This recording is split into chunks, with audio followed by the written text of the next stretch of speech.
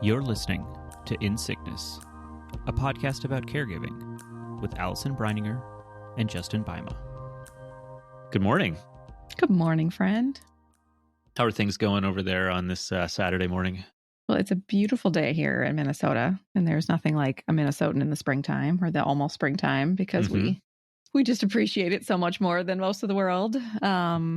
We're in kind of a weird holding space right now because it's 2 days before Sean's surgery. I know last time we talked about his latest diagnosis, and so it was a long gap in between the diagnosis and the surgery. Yeah. And so it's not till Monday, which is the 8th of March. And so it's been hard to sort of sit here knowing that it's happening, but not having it happen yet. And certainly it's not like, woo, let's go have this happen. Let's go do this painful procedure. Right. And knowing that it's coming has been really challenging. Mm-hmm. So we're just sort of trying to fill the moments with, I don't know what. Yeah. Just fill them. Actually, Sean's just like, I'm just trying to fill the hours between now and Monday morning. So that's kind of the weird space we're in. Right. Yeah. How about you guys over there? What's going on? It's not been too bad of a week. It feels like spring here, certainly too. It's been It's been sunny a lot. Actually, we had my coffee outside this morning, which oh, nice. After this long, dark winter, that was a real treat. Yeah. Yeah. Hey, last time we talked, you were Sarah had just started this new medication, right? And you were not sure, like, is it going to help? Is it not going to help? And so since that was a couple weeks ago, what's the update there? Yeah. So that was, it had been a week that she had been on that. So it's been 3 weeks now. And it's still kind of at a point where we're not really sure 100%. It kind of feels like it's maybe helping. But last week she had a real bad couple of days. I think she slept wrong or something and hurt her neck and shoulder. And so that really... a lot of pain there and just not able to like move around. And so she needed a lot more help with a lot of things. And so that was kind of I think, unrelated thing that kind of muddied the waters as far as, is this new medication helping or not? But it feels like there's been enough of like a slight change that there's enough of that to kind of feel hopeful for something to work. Yeah. And, that coupled with, like, I was reading through the summary of the study that it came out of, and I think it was like 74% of the people noted improvement with the drug, which seems significant. It wasn't a huge study, in part because it's people with ME, fatigue being a real key symptom, and as well as what they call post-exertional malaise. So basically, when you do something significant, and that could be like a physical thing, it could be, socially or something, that has a drastically disproportionate like effect on you, and you crash like hard. Yeah. And so, getting people to travel for a study is a challenge. And so, I suppose. So it's a small group, but like that feels like, okay, this has had good results. Yeah. I finished reading a book. There's a book that just came out about ME. I think it's called The Puzzle Solver. And there's an individual who they kind of follow who has ME pretty severely. And then there's an epilogue at the end of the book, how he was improving some, and he was taking this medication. Oh. So it's like here's another like data point that it's like, right. Wow. Right. So can you remind me, like, what, when you say like if it'll make a difference, if it will, like, improvement, can you explain what might that look like? Like, what is the symptom or the thing that is happening that you hope goes away or lessens, or you know what I mean? Right. So it's primarily would be with her fatigue, I think. Okay. So like this past week, there's been 3 days where she's been able to come across the house and like sit at her desk and work on cards and mail and things like that, which is like, that is a very good week for her. Wow. 3 days. Okay. So it would be less of the fatigue, and then less of some of the things that come with that. Some of the like brain fog and that kind of stuff maybe being a little bit better, as well as I don't know how it will impact the crashes after more significant things. So yeah, I'm not sure, but I think the hope is that she will have more of what like good days are for us. Yeah. Right. And I think it like that really puts it in context that like a good day means that she can walk across your house, which we've talked about before. Like I assume, I haven't been there, you don't live in like this enormous house. Like walking across the house is this something that all of us do a million times a day, right? Right. But for her, like to do that 3 days in 1 week is a big deal, right? Right. To do that and be able to like sit at her desk and do that. Because even like sitting with, whether it's the ME or whether it's her POTS, like that's a, can be taxing. And so, yeah, those have been good signs. But it still feels weird to kind of be in this hopeful place because like going way back to the start of when Sarah first got sick, you know, it started off with this intense migraine that has persisted until now still. But, you know, that showed up. And so we went to her headache doctor and it's okay, here's, you know, a medication or something. And it's like, okay, this is going to work. It's going to, you know, solve it. And then it was going to the hospital for an infusion. And that was like 2 days before Christmas. And it's like, this is going to work. And it didn't work. And then it's, you know, 3 days of infusions at an infusion clinic. And that didn't work. And then it's, you know, a month of injections at home. And that didn't work. And so it's at the beginning there, it's like every single thing. It's like you're putting all of your hope into it, like solving this issue. Yeah. And like getting back to like life as normal. Right. And it would be, you know, we'd have all of this hope that it was going to work and then it didn't. And then the crash after that and just like being devastated. Right. Again and again and again. That wasn't sustainable. That I don't think that was healthy to keep that up long term. And so you kind of, you have to go into the new things like very cautiously. Yeah. To kind of protect yourself. Yeah. Because I feel like in the time that you and I have known each other, which has been a couple of years now, you've always sort of talked about it in terms of like, this is just kind of the way it is. Like there hasn't sounded like much, and I don't want to say hope because it's not like you have given up hope. It's just more like, okay, we've reached the end of the options of what we could do to potentially improve the way she feels currently or revert back to the way she used to feel. Right. And so in the time I've known you, it's just been more sort of like okay, this is where we are. Yeah. And so what happened in between the time of the like early on, like frantic, like trying, maybe this will be it. Maybe this will be it. And like, at what point did you hit the moment of like, there isn't a magic bullet. Like this is just the new reality. Yeah, that's a good question. I think I was going back to that time, thinking about that this morning. And the other thing that was going on at that time is we were multiple years into the adoption process, and we had been waiting several years to be matched with a child. And so like we had poured us so much into that and like so much hope on that. And like this event that was going to be this life-changing event for us. And like, that was our future. And like, that's what we were like living towards. And then she got sick, and early on it was like, okay, this is going to fix it. We can go back to that life and proceed there. Yeah. And after maybe, I don't know, 6 or 8 months, we finally reached the point where it was clear that that's not the direction that our life was going to be taking, I guess. And that's where the adoption route. Right. And that's where we made the like impossible decision to like pull out of that process. And that's kind of, I think, the moment. And I don't know that it was a specific, it was a gradual kind of thing, but it's for sure the realization that pouring all of that hope into this future, this dream that we had, that was taking us out of the present of what our life was, sort of. And so, yeah, it was kind of a reorienting to, okay, this is what our life is now. Yeah. And kind of, okay, how do we exist in this space? How do we make the most? I don't know if that's, I don't love that phrasing, but right. Yeah, I hear you. How do we get through this? Right.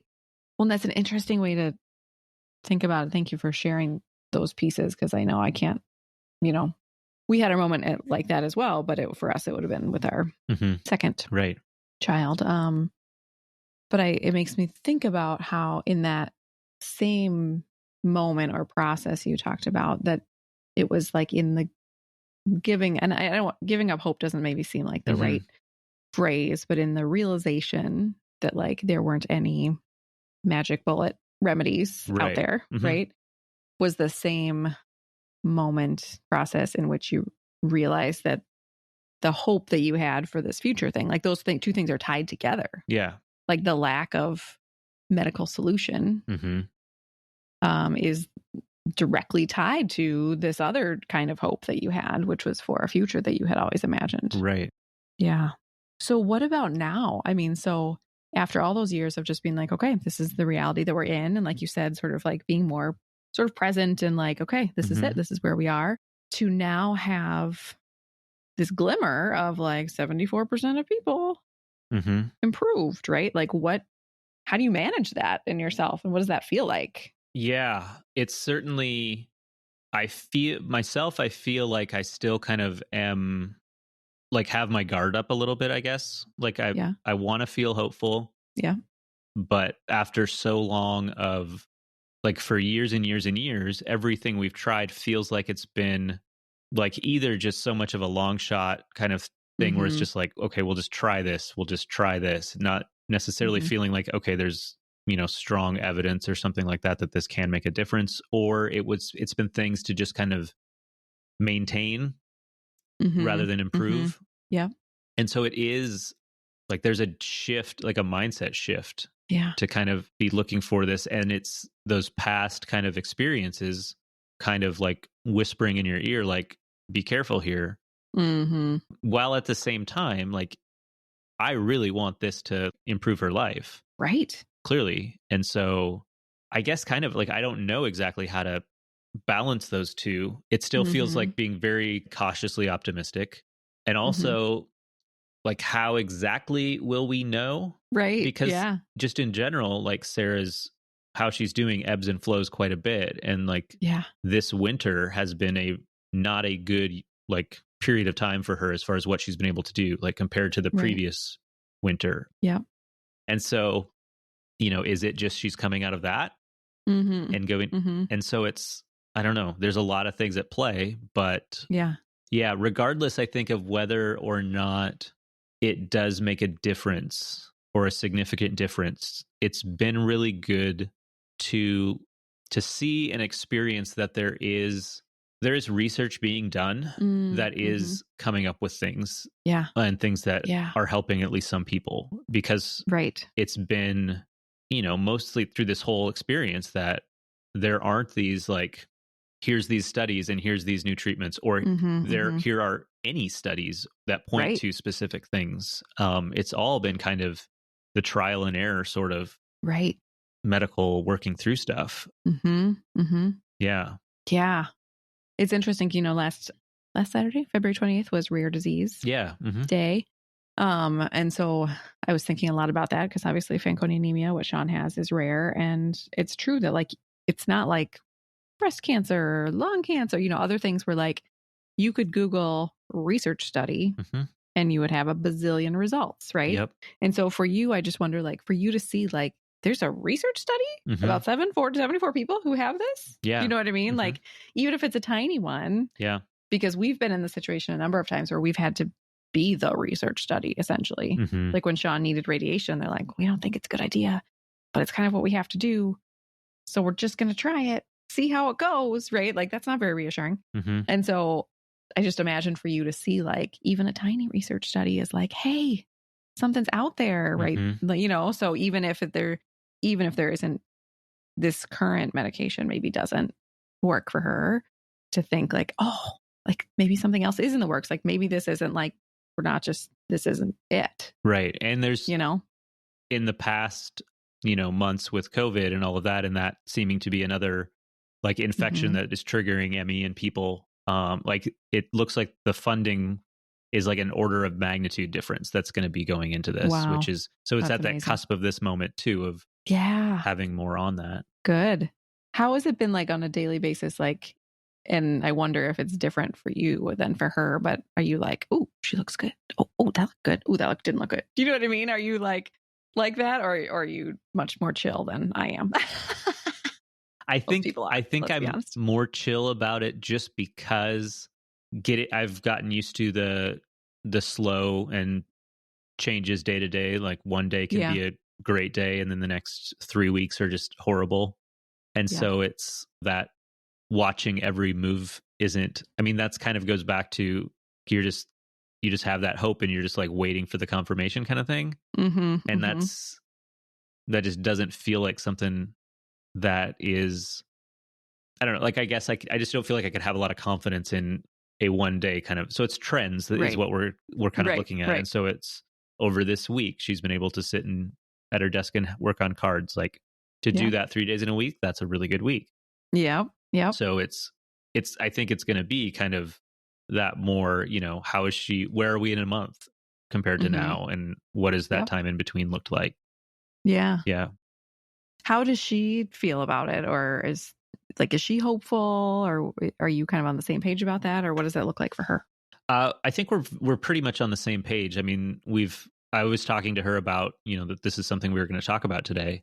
And yeah, it's this whole thing of like hope and how hope can really like crush you as, we had, and I think she had it to a greater extent than I did early on with every treatment. Like this is going to be the thing. And it would, then it was just devastating when it didn't work. And so, like us both having gone through that experience, it's very much, we're on the same page with that. I wonder if, I mean, it feels like for her, the stakes feel maybe higher because it is her. I mean, it's a, like, not that it isn't a huge thing for me, but it's like for her, it's like her life and it's like her. Yeah. So, but yeah, she's also, I think, cautiously optimistic, I think is probably the best way to put it. Yeah. How do you because when you said that hope can be devastating, right? And so, we've certainly had, with Sean, because Fanconi anemia is not curable. Like we just know that the cancers are going to continue to happen. And so I think it's been hard for people in our lives to understand that because it's so different from other diseases where it's like, oh, you got over that. Oh, you had a successful transplant. Ta-da! Right? Like that's not the way this is going to work. And so then people are like, don't give up hope. Right? And you just made a really clear case for how constantly having hope in something that might not work can feel devastating. Right? So how do you sort of like maintain, I don't even know what the word would be. Like, how do you keep going? Because some people will be like, you're living without hope. Like, how do you do that? Right. Yeah. So what's the happy place there? Well, the happy place, throughout all of this, Sarah and I have said is like, as long as we're laughing, like we're doing okay. And so I think it's really just living like moment to moment, trying to just live where we are right now. Yeah. Not, imagining that, in a year she's feeling much better. And then what are we going to do? It's not making those like big dreams ahead of us. It's how can we make the most of this life as it is right in front of us? Yeah. For sure. And that's such a good lesson for all of us, really. Right. And I think that you and I see that more than most, that like we don't take stuff for granted. And so it's not like, of course, in 20 years, this will happen, or of course, next week, this will happen. Right. And I think that, at least I'll speak for in our family, I know that and it sounds like you guys too that has really helped us make the most of moments. Like every time I see Sean and Maya like giggling together, I just like sort of take a little mental picture and like put that in my pocket, Yeah. I don't take any of that for granted. So that's just an interesting thing that where some people might say like, oh, I can't believe you're living without hope. It's like, actually we're living in this moment and enjoying this moment. And that's, like, which actually is quite lovely. Yeah. I wonder then, because we talked about like, so originally you had this picture in your mind of like, we're going to adopt a child or children, and then you had to adjust. And now I would guess, maybe have a picture in your mind of like, this is our life now. This is the way it's going to look. And what does it feel like? Do you let yourself go there of like a picture of like, wait, this might not be what our life is like? Like, what if this medicine works? Like, is it ever like a jolting to you to like have to rearrange that picture again, even if it's a good switch, right? But to like have a new picture? No, I don't feel like that's something that the improvement that this medication may have doesn't appear that it's going to be like that order of magnitude level of improvement. I see. Okay. Now, that being said, down the road, who knows? But so for right now, it's it doesn't feel like the future we're looking towards is like drastically bigger. It feels like just life kind of as it is now, but with less fatigue, with less bad days, with more energy, more opportunity to just kind of like spend time together doing the things we love to do. Yeah. Yeah. I think another thing with like Hope in these kind of situations is like with her illnesses, these are things that we have no control over. Like we have no agency to really like affect that one way or the other. Whereas there are other things like you could be hopeful, you know, you're hoping to, I don't know, people are hoping when this pandemic is over to, you know, take a vacation or something like that. Like that's something that you have so much more control over. Or even, I know that you guys got a pandemic dog and everyone thought you were crazy. I don't know if that's true. But it was the best idea ever. Well, I mean, that's something that we're working on right now is getting a dog. And that's to get to a point to feel like we can make that is a big life adjustment. Yeah. Especially kind of how our life is now. And so like that's something that we do feel hopeful about. And I think it's because it's something that we are choosing. It's something that we're in control of, I guess. And yes, we've submitted application after application and we don't have a dog yet. But it feels very different in that sense, I think. Yeah. Like choosing to do that versus kind of being just kind of along for the ride sort of thing. Yeah, for sure. I know that when we were in the adoption process for Maya, at one point which was years long. And at one point I was like, we're going to get a cat. Yeah.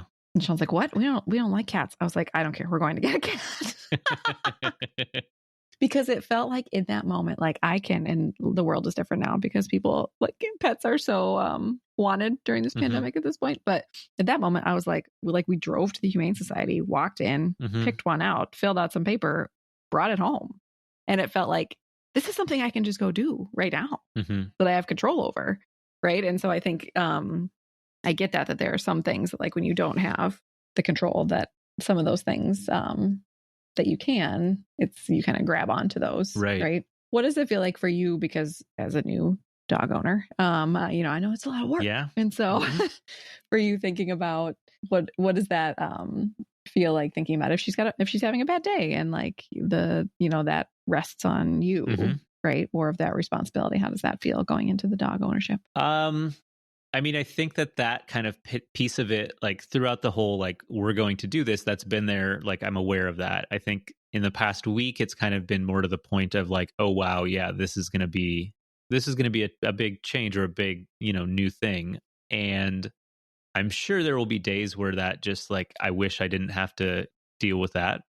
But I also think that the amount of joy that this dog is going to bring into our lives is going to be worth that. Yep.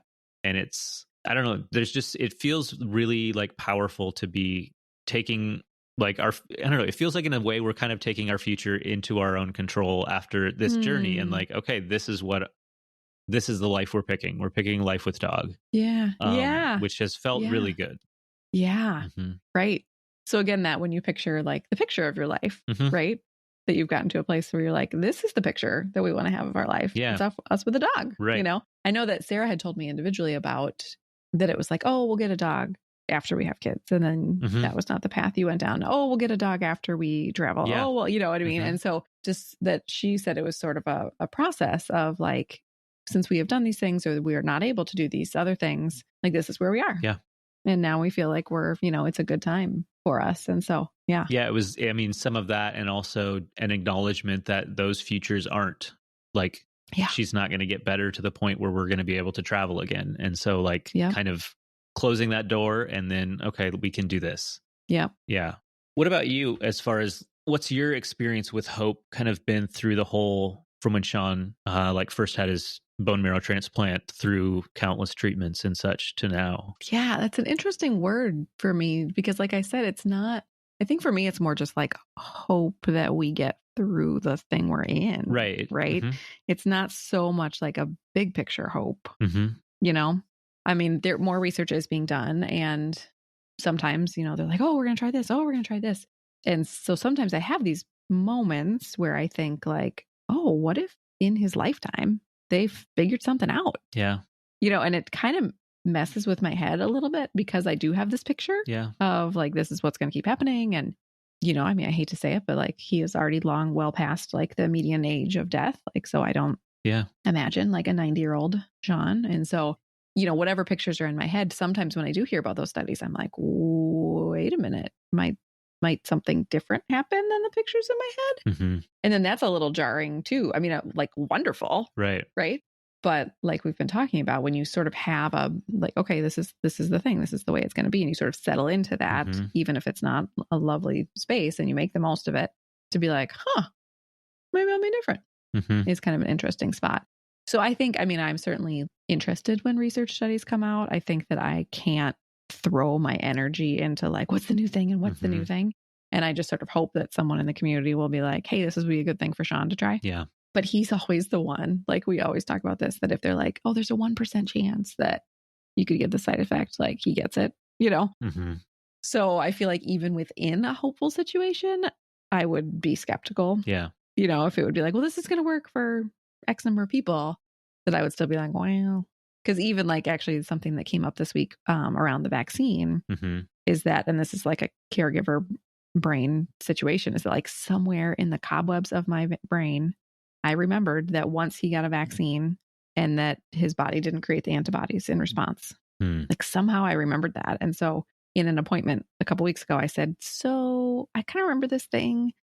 Might that happen with the COVID vaccine? Right. And she said, well, we can check. And so they checked his tetanus, diphtheria antibodies, and he doesn't have any.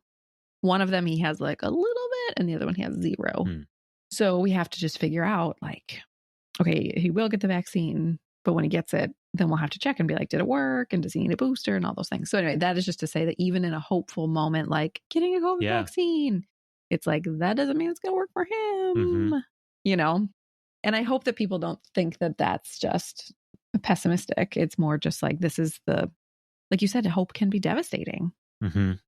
And we've just been through enough things that I think we have to be realistic and say like, we really hope it works, and to be ready and just sort of ready for the next step if it doesn't, Yeah. Talking about all of this reminds me, I was going through some of the like early on, some of like the stuff I'd read to kind of like wrap my head around everything that was happening with Sarah getting sick. And one of the, I don't know if you've ever read How to Be Sick by, what is it, Toni Bernhard.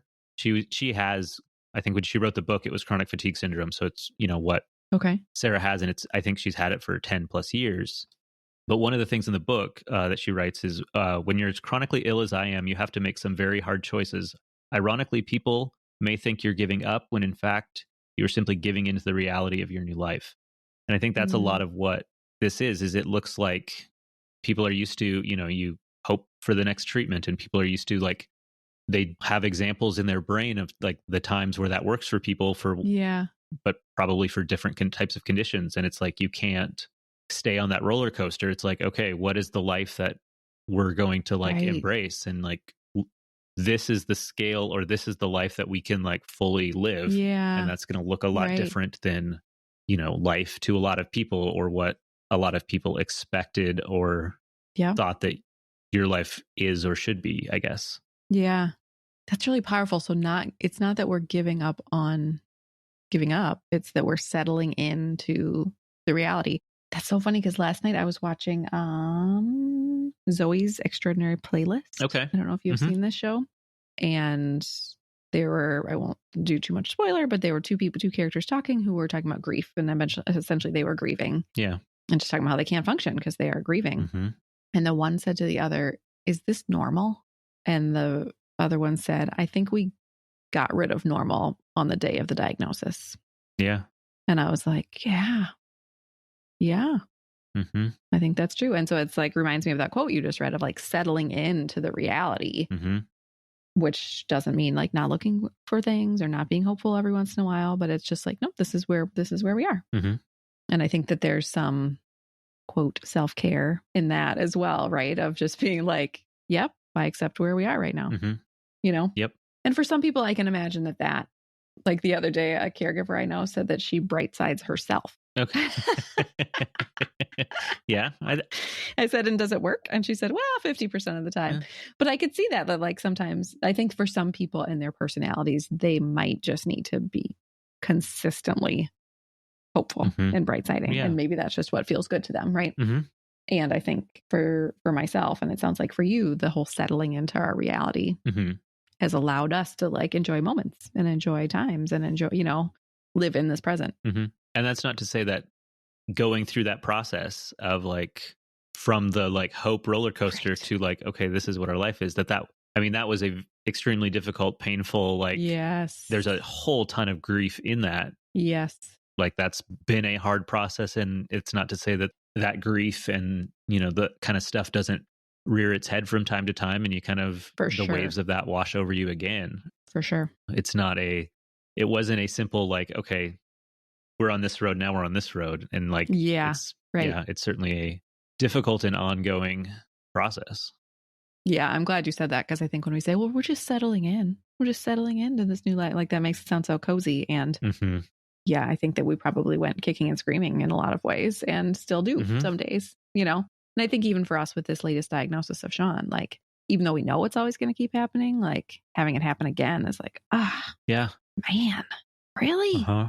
Because it had been more than a year. I mean, like he hasn't had any, except for all the skin cancers he has. He hadn't had any other cancers during COVID. So maybe a year and a half, maybe 2 years. I don't know what his time anymore, but a while, right? Without one. And so then you start to, not hope, but at least get a little like, a little glimmer of something. Right. But I always say, and I don't actually believe this, but like I'm always like knocking on wood and stuff, right? Because it feels like every time if someone's like, seems like Sean hasn't been in the hospital for a while, I'm like, don't say that out loud.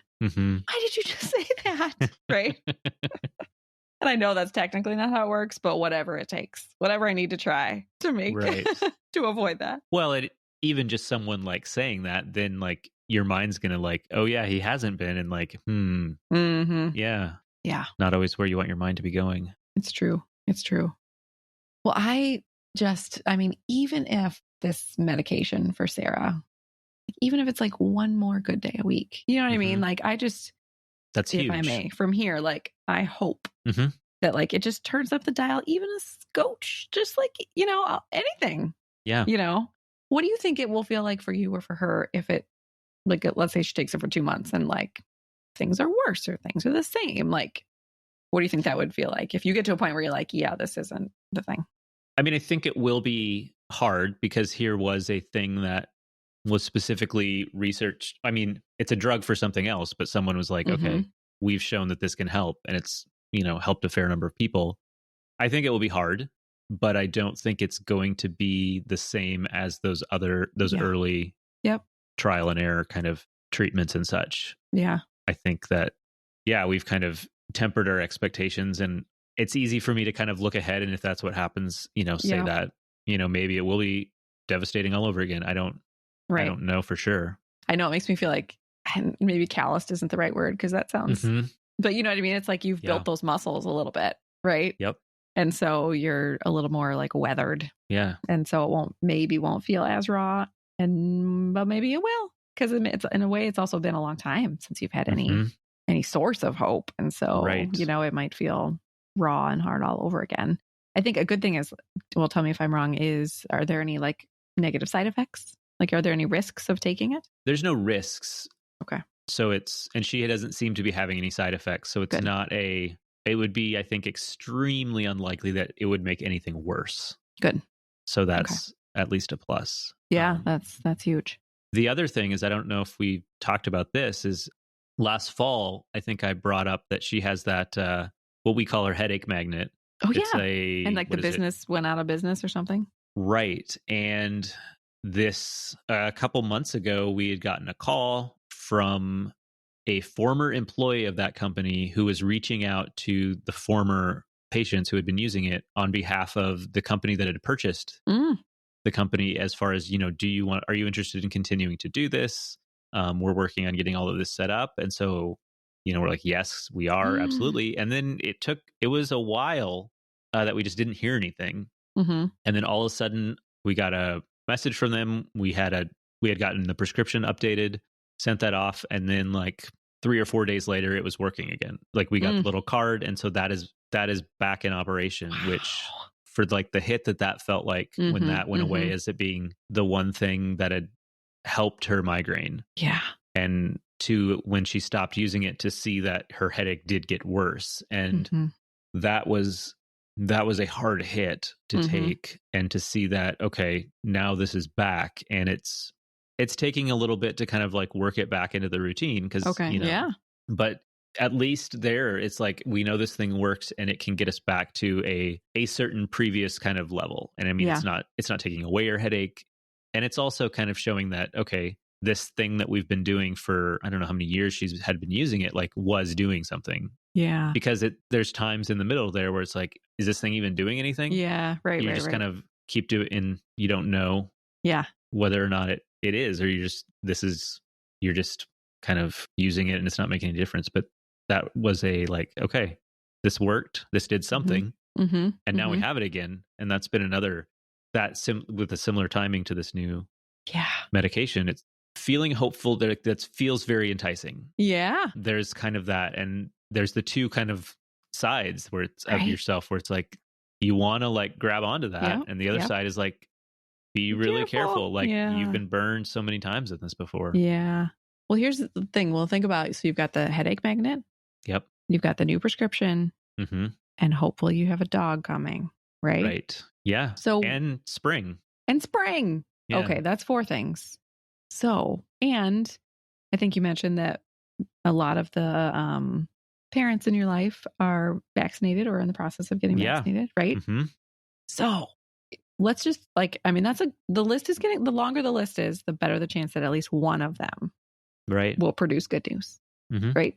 Yeah. So I'm just gonna put all my cards in, or my chips, or my I don't know. I'm not a gambler. I don't know what that means. You know what I mean? I'm gonna bet. Should stick to topics that I know about. Oh, it's all right. I'm gonna bet that at least one of them will produce some good results in your household in the coming months.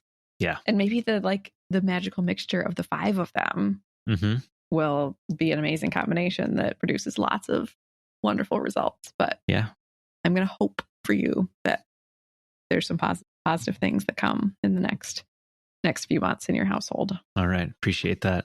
Yes. Yeah.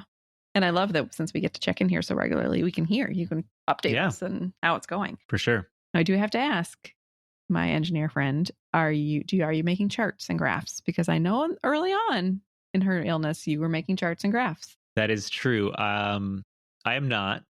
Okay. I suppose it's subjective. I suppose she could have like a chart, like a 1 to 10 smiley chart every day. She colors it. Oh, she does not have a positive relationship with the pain scale. Yeah.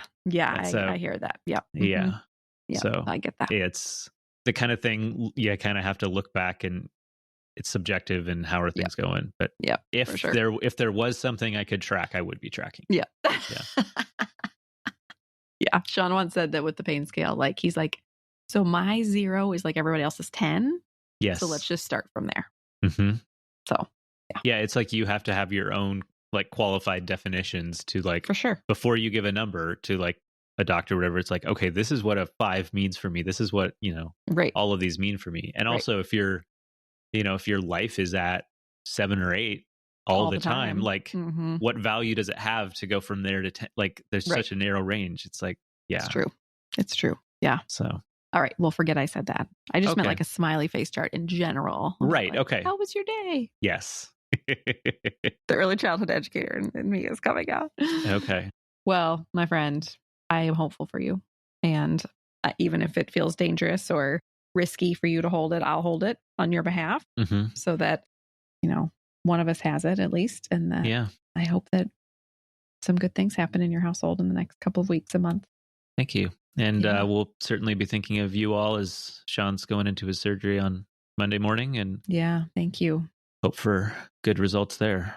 Yes. Thank you very much. Somebody asked me the other day, they said, what do you do to prepare when you know this is happening? And I was like, I don't know. I think he's just trying to like burn through the hours. Like he's been taking a lot of naps and being like, it's still not Monday morning. So we'll just make it through. So, all right. Good to talk to you. Great to talk to you. Yeah. See you later. All right. Bye. Bye. You've been listening to In Sickness. Find us online at insickness.care or on Instagram at insicknesspodcast. You can send your questions and comments to insicknesspodcast@gmail.com. If you enjoyed the show, please share it with a friend or fellow caregiver, or leave us a review on Apple Podcasts. Thanks for listening, and take care.